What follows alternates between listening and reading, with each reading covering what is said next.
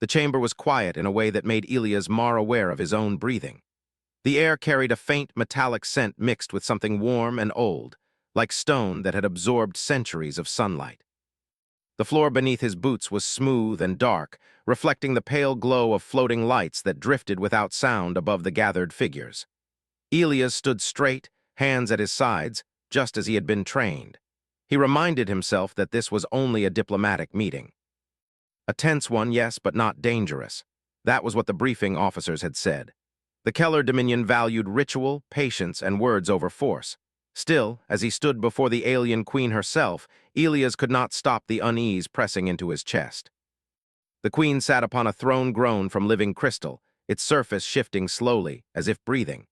She was taller than any human, her form elegant and strange, her skin shimmering with soft hues that changed with her thoughts.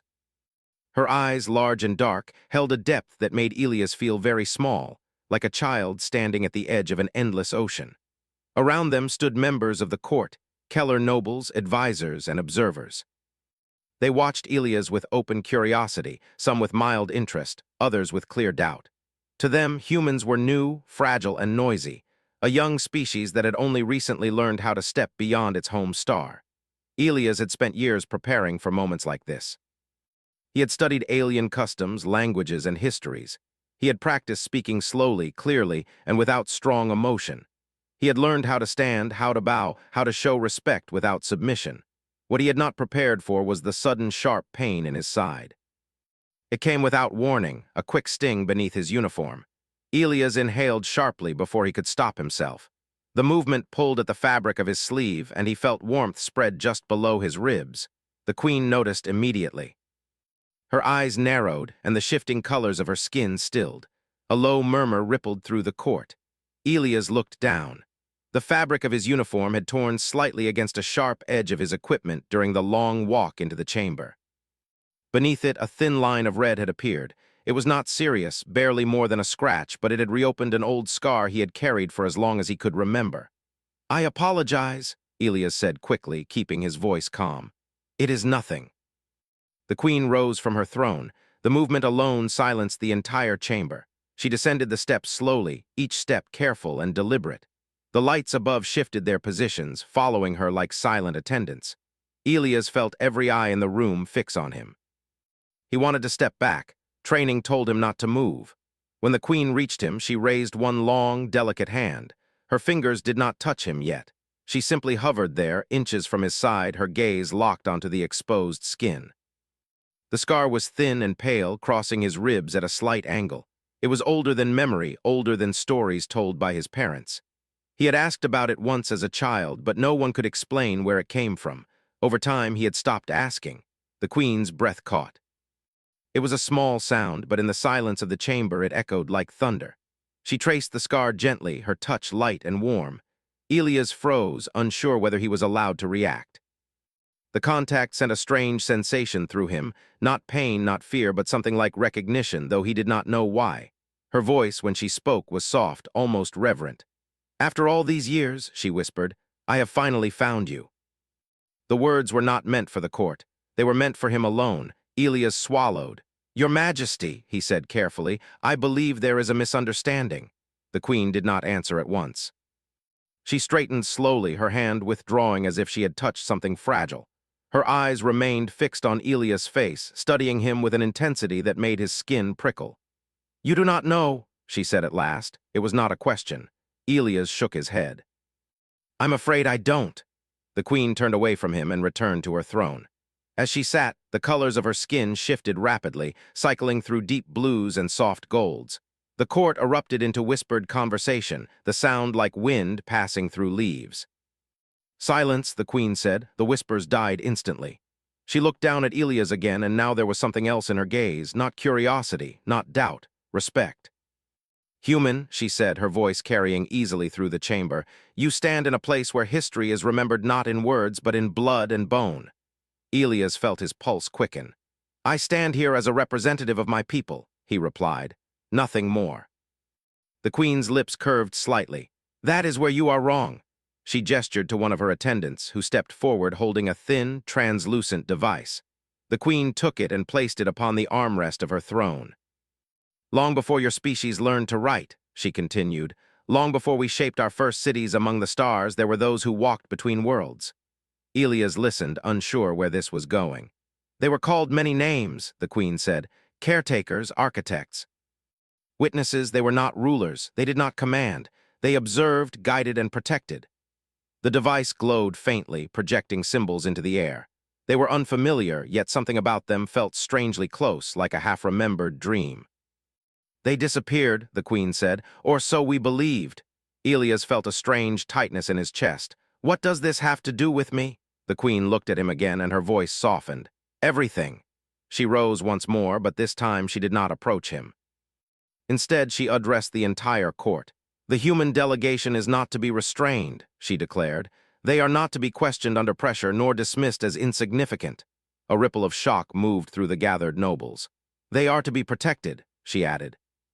The reaction was immediate. Heads turned. Some faces showed disbelief, others quiet concern. Elias felt his heart race. This was not how first contact was supposed to go. The queen turned back to him.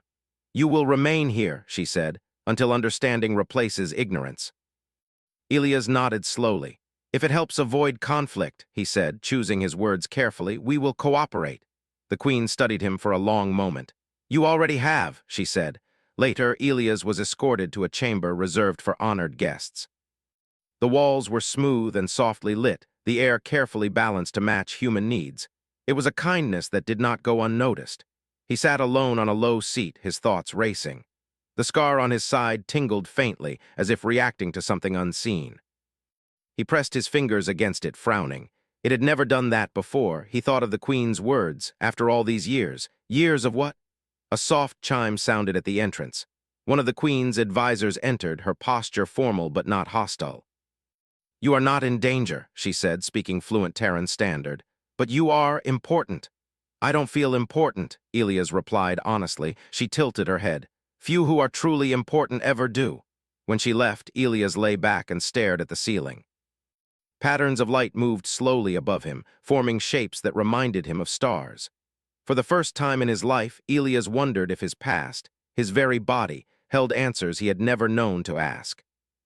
And somewhere deep within the ancient halls of the Keller Dominion, old systems stirred, recognizing something they had been waiting for far longer than humanity had existed among the stars.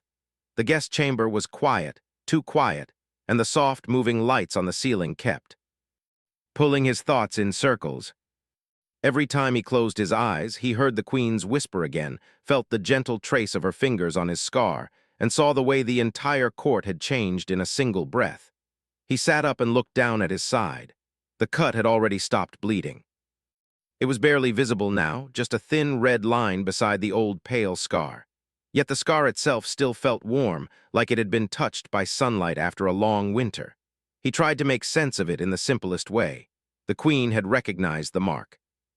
That meant it was not random. But how could an alien ruler recognize a scar on a human body? He had never been off Earth until he joined the service. His childhood had been normal. School, training, long nights staring at the stars and dreaming about what was out there. Unless it had not been normal. A soft chime sounded again, louder this time, and the door opened without a sound. 2 attendants entered first, their movements careful. Behind them walked the queen's advisor, the one who spoke fluent Terran standard. She held a small case the size of a book. You are awake, she said. I was not really asleep, Elias answered. She approached and placed the case on a low table, her gaze flicked to his side to the scar. Her expression stayed controlled, but her eyes showed something like worry. My name is Sari, she said. I serve the queen as a keeper of records and translator of old things. Elias nodded. Elias Mar. I know, Sari said, as if that was obvious. She opened the case. Inside was a thin band of metal that looked almost like polished glass. It had faint lines running through it like frozen lightning. Elias leaned forward. What is that? A reader, Sari said. It listens to patterns in flesh, not pain, not harm. Only the shapes of what is already there. Elias frowned. You want to scan me? Sari's tone stayed calm. Only the scar, the queen will not force you, but if you refuse, you will remain a question. Questions in old courts can grow sharp, even when no one intends harm. Elias understood the meaning beneath her words. Even peaceful places could become dangerous if fear took root. He exhaled slowly. Fine, he said. Do it. Sari lifted the band and stepped closer. She did not touch him at first. She adjusted the device in the air and it floated slightly, humming faintly. Lift your uniform, she said. Elias did as told, exposing the scar again. The reader hovered near his side. A thin light swept across the pale line. For a moment, nothing happened. Then the light changed. It softened as if it had found something to focus on.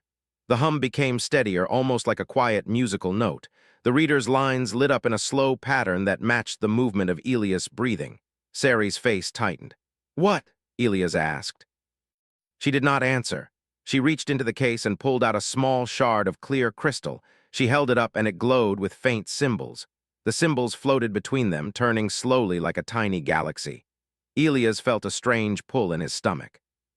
The symbols were alien, yet he could almost guess their rhythm, like he had seen something similar before in a dream or a picture. Sari spoke softly, more to herself than to him. It is active. Elias' mouth went dry. Active? What does that mean? It means your scar is not only scar tissue, Sari said. It is a structure, a pattern, like a key cut into living matter. Elias stared at her. I don't understand. Sari looked up, meeting his eyes. Neither did we for a long time. Not until we found old records, and not until the Queen began to search. The Queen has been searching for me? Elias asked. The idea felt unreal, like being told the ocean was searching for a single drop of rain. Sari hesitated. Not you exactly, the marker, the proof. Elias' hand drifted toward the scar again, fingers hovering, unsure whether to touch. Proof of what? Sari closed the crystal shard in her palm, as if hiding the symbols from the room. There is an old story in the Dominion, she said. Older than our empire. Older than our written history. It speaks of the first builders. The Queen mentioned them, Elias said. Sari nodded. They were not gods, they were not kings, they were patient. They built things that lasted longer than fear. Elias tried to keep his voice steady. And you think humans are connected to them? Sari's eyes held a cautious honesty. The Queen believes humanity carries something they left behind, not as a weapon, not as a gift, as a responsibility. Elias let out a quiet laugh that held no humor. We can barely agree on trade rules with our neighbors. How could we carry responsibility for a whole galaxy? Sari's expression softened slightly. That is what makes it believable. Elias blinked. What? Sari gestured toward the reader still hovering near his side. Those who seek power usually announce it. They build statues, they write grand speeches, they force others to bow. She paused, then added, Humanity arrived quietly. You asked questions. You offered art and music and soil samples and jokes. You showed up imperfect and curious. That is not how conquerors behave. Elias thought of the diplomatic crew waiting on the human ship, trying to keep calm while this strange moment unfolded. He thought of his captain who had warned him to watch every word because misunderstandings between species could become storms. We did not come to conquer, Elias said. I know, Sari replied. The Queen knows too. The door chimed again. This time it did not open at once.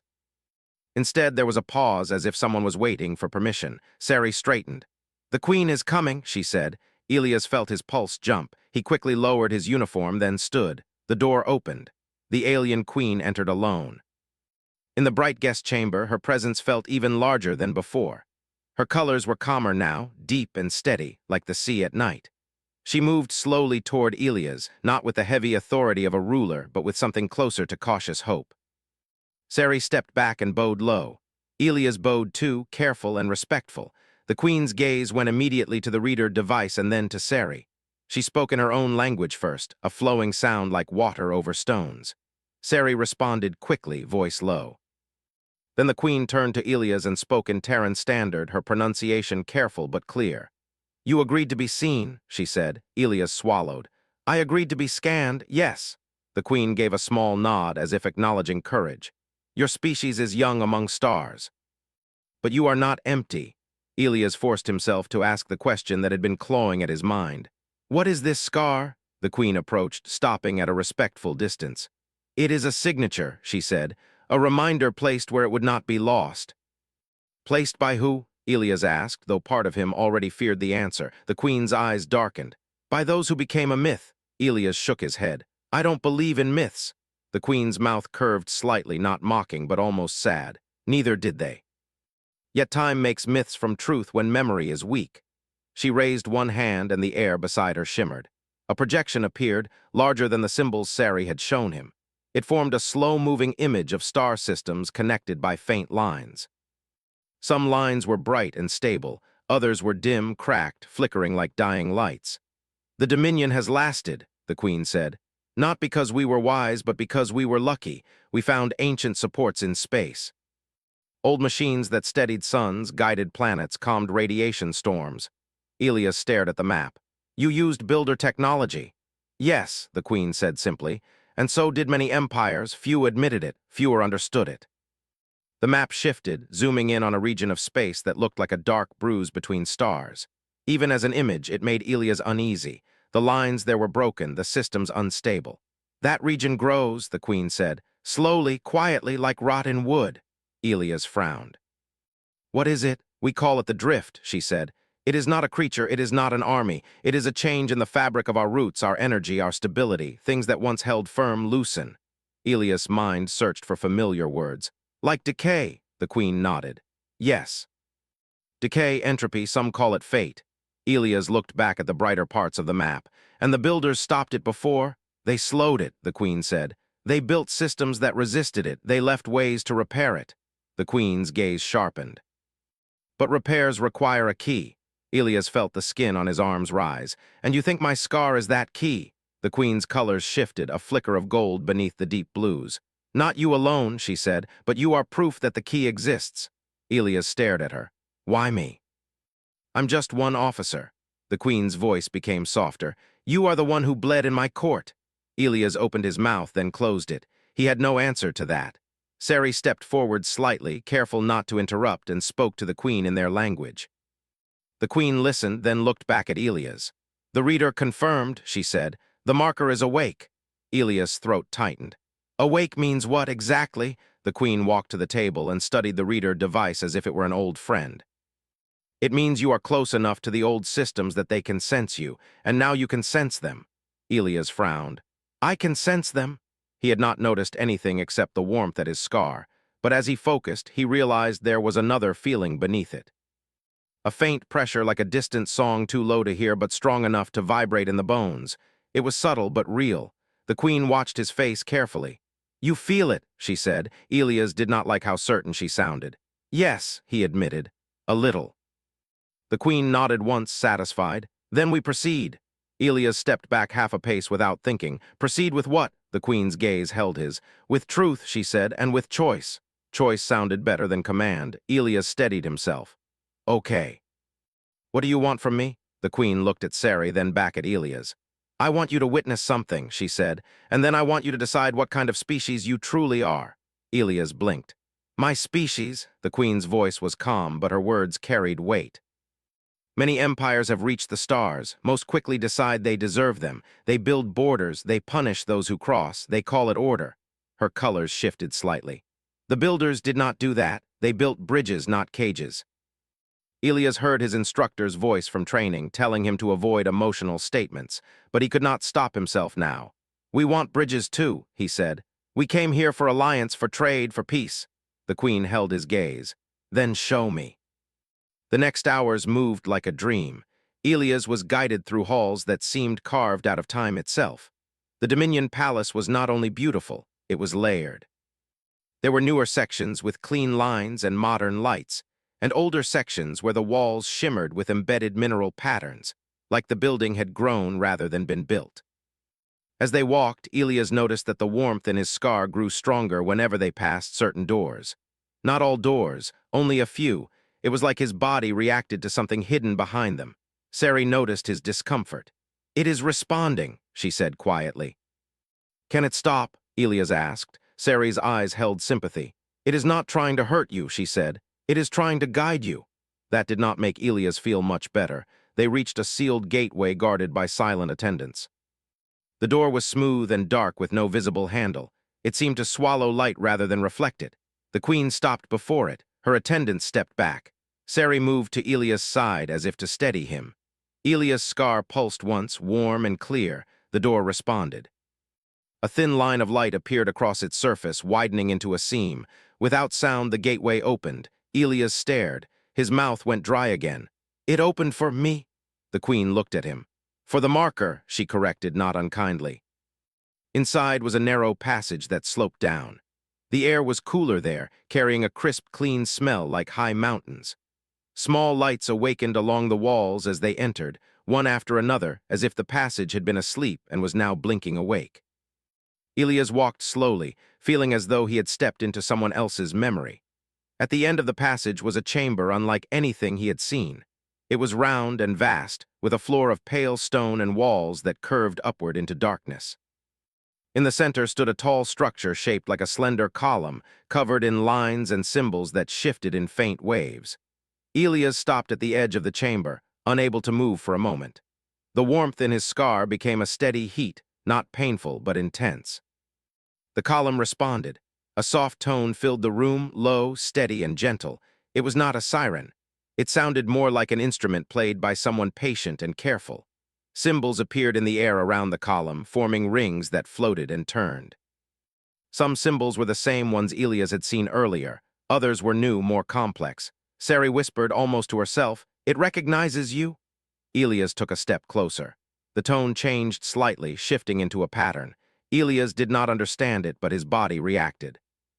His breath slowed. His mind felt clearer, as if a heavy fog had lifted. The queen watched him. "Do you see?" she asked. Elias nodded slowly. "I don't know what I'm seeing, but yes." The queen stepped forward and spoke softly, her voice echoing in the large chamber. "This is an archive seed," she said, "a fragment of a larger system, a place where old knowledge waits." Elias stared at the symbols. "Why didn't you open it before?" The queen's eyes narrowed with something like frustration. "We tried for centuries. We brought scholars, machines, and even priests. We offered energy, data, and ceremony." Her colors darkened. "It remained silent. It did not respond to us." Elias swallowed. "Because it was waiting for humans." "It was waiting for the marker," the queen said again. "Humans carry it now." Elias felt dizzy. He tried to ground himself in practical thoughts. "Okay, let's say that's true. What does it mean? What does it want?" The queen looked up at the column, then back at Elias. "It wants you to remember," she said. Elias almost laughed again, but the feeling would not come. He felt too small for humor. "I can't remember what I never knew," he said. Sari stepped forward, holding the crystal shard again. She placed it on the floor near the column. It lit up brighter than before. The symbols above responded, and for the first time, Elias saw something that made his stomach flip. A pattern formed in the air. It was not a clear picture, but it was close enough. A spiral, a set of lines, a familiar curve and a sharp angle. It looked like the scar on his side. Elias' breath caught. The column's tone deepened slightly, as if acknowledging a match. The queen's voice became almost gentle. "It marks you as compatible," she said. "Not as a ruler, as a bridge." Elias looked from the floating symbol to the queen. "I didn't choose this." The queen nodded slowly. "No, and that is why you must choose now." Elias stared at the column again. He felt as if he stood at the edge of a door that opened not into a room, but into the weight of ages. "What happens if I do nothing?" he asked. The queen's colors dimmed. "The drift grows," she said. "Empires will crumble not from war but from failing systems. Trade routes will break. Communication will weaken. Species will turn inward, blaming each other for what they cannot control." She stepped closer, not threatening but honest. "Fear will return to the galaxy, and fear is always hungry." Elias swallowed hard. "And if I do something?" The queen's gaze held hope and dread at the same time. "Then the archive seed will speak," she said. "It will share what it remembers, but the knowledge will not belong to the Dominion. It will belong to whoever uses it with wisdom." Elias' hands clenched at his sides. "You want humanity to carry this." "I want humanity to decide," the queen said. Sari's voice was quiet. "If the Dominion controls it, others will accuse us of keeping power. If we destroy it, we lose the chance to repair what is breaking. If we ignore it, everything slowly dies." Elias looked at Sari, then at the queen. He thought of Earth, of crowded cities, of people who argued over borders and beliefs but still came together when storms hit. He thought of his mother, who used to fix broken appliances even when it would have been easier to buy new ones, because she believed wasting was a kind of disrespect. Humans, Elias realized, did not always win because they were strong. They endured because they kept trying. They kept building, fixing, and learning, even when tired, even when scared. He took another step toward the column. The heat in his scar rose. The tone in the chamber sharpened slightly, like the moment before a door clicks open. Elias stopped just short of touching the column. He looked back at the queen. "I don't know if we're ready," he said. The queen's voice was soft. "No one is ever ready," she replied. "Ready is a story people tell themselves to feel safe." Elias exhaled slowly. He turned back to the column and raised his hand. His fingers hovered inches from the surface. The symbols in the air shifted, aligning. The tone became clearer, almost welcoming. Elias felt a strange certainty settle in his chest. Not confidence, not pride, something simpler, responsibility. He touched the column. The surface was warm, like living skin. Light flowed outward from his fingers, spreading along the carved lines. The symbols in the air flared, then steadied into a slow spiral. A new sound filled the chamber, gentle and deep, like a voice waking from a long sleep. And inside Elias' mind, not as words he heard, but as meaning he felt, something ancient began to unfold. Not commands, not threats, a memory. A sense of countless hands reaching across time, building bridges through darkness, leaving behind quiet doors that would open only when someone came who did not seek to own the stars, only to keep them from going out. Elias stumbled back a step, breathing hard. Sari caught his arm lightly, steadying him. The queen did not move. Her eyes were fixed on the column, and her colors shifted into a soft, shining gold. "It has begun," she whispered. Elias looked at his own hand, trembling slightly. His scar no longer burned. It felt calm now, as if it had finally done what it was meant to do. The symbols above the column rearranged again, forming a new pattern, larger and more complex. The chamber lights brightened as if responding to the awakening system. Elias felt the pressure in his bones ease, replaced by a quiet clarity.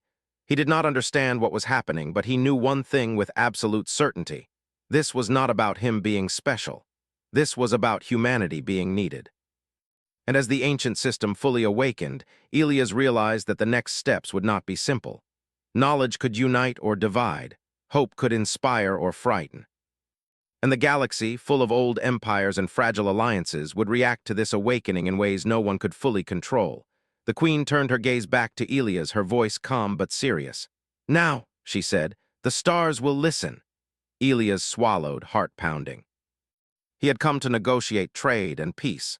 Instead, he had opened a door that had been waiting longer than any human history. And somewhere beyond the palace, beyond the Dominion's guarded halls, beyond the soft glow of polite diplomacy, the galaxy itself was about to notice the chamber did not fall silent after the awakening. Instead, it seemed to breathe. The air carried a low hum now, steady and calm, like a deep note held by a patient instrument. The symbols floating above the column moved slowly, no longer chaotic, no longer searching. They had found what they were waiting for. Elias stood very still. His hand still tingled where it had touched the surface. The warmth in his scar had faded into something gentle and balanced, as if a knot inside him had finally loosened. Sari released his arm once she was sure he was steady. Her eyes were wide, reflecting the shifting light. "You did not resist," she said softly. "I didn't know how," Elias replied. His voice sounded distant to his own ears. "It felt like letting go." The queen stepped forward, her presence filling the space without pressing on it. She looked at Elias, then at the column, then back again, as if seeing both past and future at once. "It responds to intention," she said, "not commands."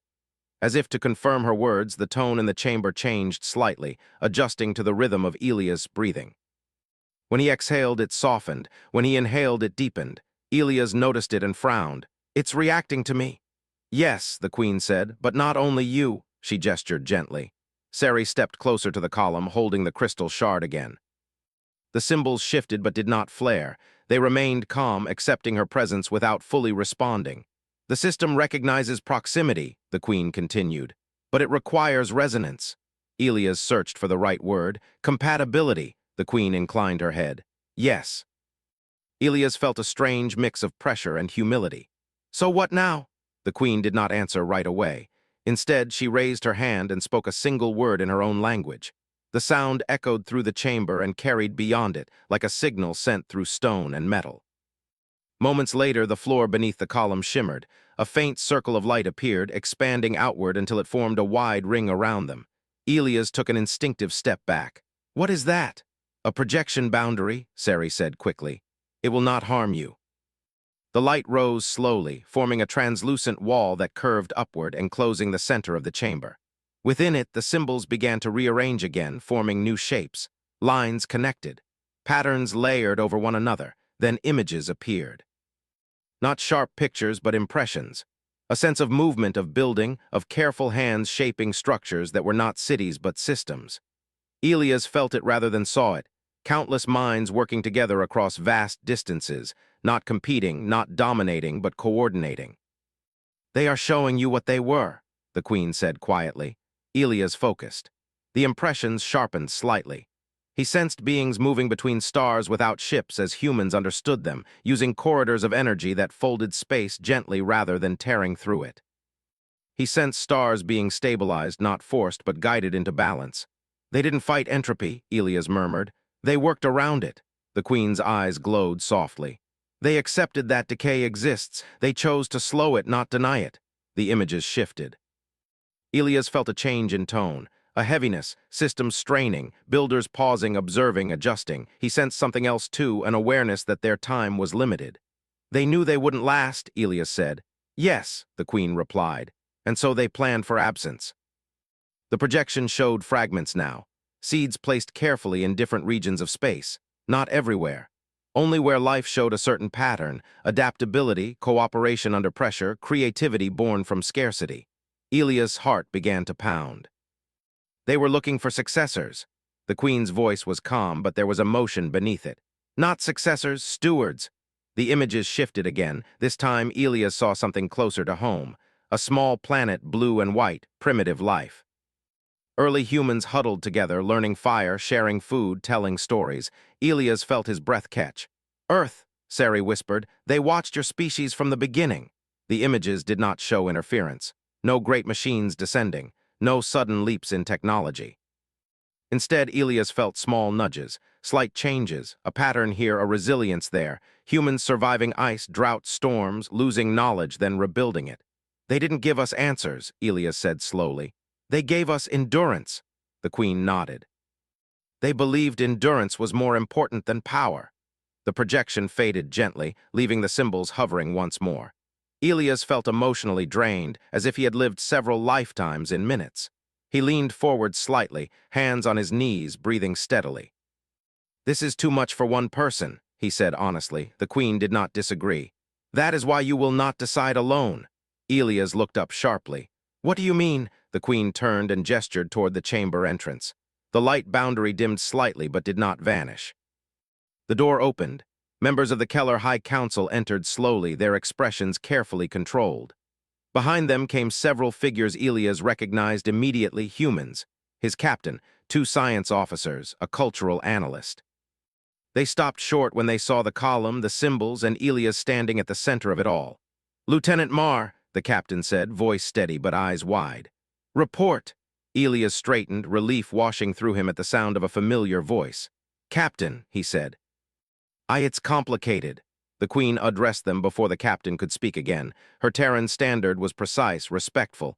"You are witnesses," she said, "not prisoners. What you see here concerns more than my dominion." The human science officer, Dr. Hale, stepped forward cautiously. "That structure," she said, "it's giving off readings I've never seen." "It is an archive seed," the Queen replied, "and it has awakened." Dr. Hale looked at Elias. "Because of you," Elias shook his head. "Because of us," he said, "I think." The Queen watched him closely at that correction. Her colors shifted, pleased. The captain took a breath. "Your Majesty," she said, "with respect, we need to inform Earth." The Queen nodded. "Of course." She gestured again, and the chamber lights adjusted. A console emerged from the floor, its surface forming familiar Terran interface shapes alongside Keller symbols. "You will speak freely," the Queen said. "No words will be altered." The captain moved to the console, fingers hovering. She hesitated, then looked at Elias. "Are we in danger?" Elias met her gaze and shook his head. "No," he said, "but we're involved." That was enough. The captain activated the link. The transmission took time enough for the room to feel heavy with anticipation. When the connection finally stabilized, a large projection appeared, faces of Earth officials, scientists, diplomats. Confusion turned to shock as the chamber and the column came into view. Elias did not speak at first. He let the Queen explain, her voice calm and measured. She spoke of the drift of decay spreading quietly through systems humanity had never even charted. She spoke of the builders of seeds left behind, of a marker humanity carried unknowingly. When she finished, silence filled the channel. Then questions came, careful ones. Skeptical ones, fearful ones. Elias stepped forward. "I'll answer what I can," he said, "but understand this, I don't control it." Dr. Hale nodded sharply. "The system responds to resonance, not authority," she said, piecing things together quickly. That's not how we usually handle technology." One of the Earth officials frowned. "Can it be weaponized?" The question landed heavily. Elias felt the system respond to the tension, the hum shifting slightly. He raised his hand instinctively, calming himself. The tone settled again. "I don't think so," Elias said slowly, "and I don't think it would respond if we tried." The Queen spoke again. "The builders designed it that way. Systems that respond to domination eventually become tools of destruction. This one refuses that path." Another official asked, "What happens if we refuse to help?" The Queen did not answer immediately. Elias did. "Nothing happens right away," he said. "That's the problem." The projection flickered as Earth processed that. Days passed, not all at once, but in careful steps. The archive seed was studied, not touched without Elias present. Data flowed slowly, released only when intent remained cooperative. The system shared models, not instructions, principles, not commands. Human and Keller scientists worked side by side, often frustrated, sometimes inspired. They argued, laughed, paused, and tried again. The system responded best during those moments when curiosity outweighed certainty. Elias became something he never expected to be, a translator. Not of language, but of feeling. When debates grew sharp, the system dimmed. When cooperation returned, it brightened. Elias learned to sense those changes and speak up before conflicts hardened. "You're acting like a thermostat," Sari observed once, half smiling. Elias shrugged. "I just don't like when things overheat." Word spread. Other species noticed strange fluctuations in deep space readings. Trade routes stabilized unexpectedly. Old relay stations reported clearer signals. Small changes but consistent messages arrived. Cautious inquiries at first, then requests. The Queen convened a gathering, smaller than a summit but larger than a council. Representatives from nearby systems arrived, their reactions ranging from suspicion to wonder. Elias stood beside the Queen as she addressed them.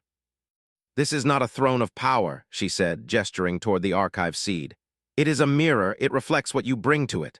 One representative scoffed. "And humans control this mirror?" Elias stepped forward before the Queen could answer. "No," he said plainly. "It doesn't listen to control."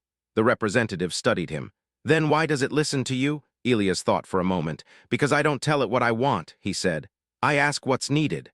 That answer unsettled more than it reassured. Some species withdrew, uncomfortable with uncertainty. Others stayed, curious despite themselves. The drift did not stop, but it slowed.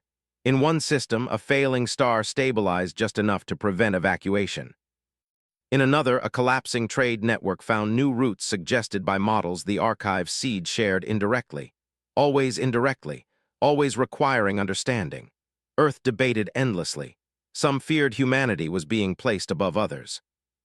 Others feared being blamed if things went wrong. Elias listened to those debates through secure channels, feeling the weight of distance. One evening he sat alone in the chamber, the column quiet but present. Sari joined him, sitting at a respectful distance. "You look tired," she said. "I am," Elias replied. "Everyone wants certainty," Sari nodded. "Certainty is comforting, but it rarely survives contact with reality." Elias glanced at the column. "Do you ever wish the builders had stayed?" Sari considered the question.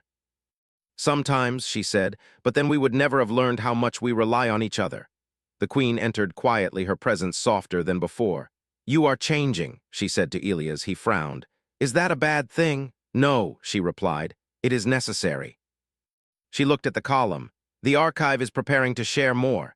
Elias felt the familiar warmth return, gentle but firm. "What kind of more?" The Queen's gaze was serious. "Not solutions, responsibilities," Elias sighed. "Of course." The symbols began to shift again, forming broader patterns that stretched beyond the chamber, projecting star maps layered with probabilities. Not predictions, possibilities. Elias felt a weight settle in his chest. Not fear, purpose. The system was not asking him to save the galaxy. It was asking humanity to help others save themselves. He looked at the Queen. "This will change how everyone sees us." The Queen's expression was calm. Yes, some will resent us. Yes. Some will try to force us to choose sides. Yes, Elias exhaled. And if we fail, the Queen's voice softened, then you will have failed trying to preserve life, not dominate it. There are worse legacies.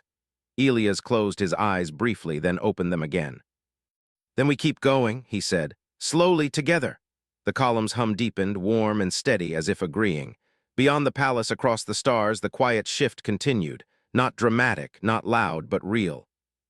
And for the first time in a long time, the galaxy was not waiting for a conqueror or a savior. It was waiting for cooperation. And humanity, still young, still flawed, had stepped into a role it never asked for, but one it was uniquely shaped to hold. The hardest part was still ahead, not stopping decay, but teaching others that they were not alone in facing it.